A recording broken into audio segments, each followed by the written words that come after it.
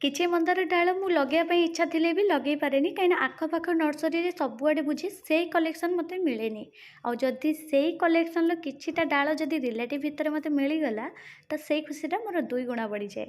ତ ଆଜି ସକାଳୁ ମାଆ ଆଣିକି ପହଞ୍ଚେଇ ଦେଇଛନ୍ତି 2ଟା ମନ୍ଦାର ଡାଳ। ତ ସେଇ ମନ୍ଦାର ଡାଳ ଗୋଟେ ବହୁତ ବଢ଼ିଆ ଫୁଲ। ତ ମାଆ କହିଲେ, "ମା, ତୁ ଲଗା ଦେଖିବୁ ଭାରି ବଢ଼ିଆ ଫୁଲ। ତ ଏଇଥିରେ କଢ଼ ବି ହେଇଛି ଗୋଟେ ବଡ଼ଟେ।" ତ ସେଥିପାଇଁ ମାଆ କହିଲେ, "ତୋ ପାଇଁ କଢ଼ ଡାଳ ଆଣିଛି।" କାହିଁକିନା ମାଆ ଯେତେବେଳେ ବି ଯୋଉ ଡାଳ ଆଣନ୍ତି, ମନ୍ଦାର ଡାଳ ଖାସ୍ କରିକି, ତ ମୁଁ ପଚାରେ ଏଇଟା କୋଉ ରଙ୍ଗର ଆଉ କେମିତି ଫୁଟିବ, ଥୋପା ଫୁଟିବ ନା ସିଙ୍ଗଲ ଭାବରେ ଫୁଟିବ। ତ ସେଇଥିପାଇଁ ମାଆ ମୋତେ ଜାଣିବା ପାଇଁ ଗୋଟେ କଢ଼ବାଲା ଡାଳ ଆଣିଛନ୍ତି। ତ ଏଥିରେ କଢ଼ ବି ଭାରି ଦେଖିପାରୁଥିବେ ବଡ଼ଟେ ଅଛି, ଆଉ ଡାଳଟା ବି ପୁରା କାଫି ବଡ଼ ରହିଛି। ତ 2ଟା ଡାଳ ଆଣିଛନ୍ତି, ଆଉ ସିଏ ବି ପୁରା ପାକଳ ଡାଳ, ଯେଉଁଟାକି ଆମର ଗଣ୍ଠି ଭାଗ ଅଛି ଡାଳର, ଯେଉଁଟା ମୁଁ ଚେଷ୍ଟା କରେ ଖାଲିରେ ଲଗେଇବା ପାଇଁ।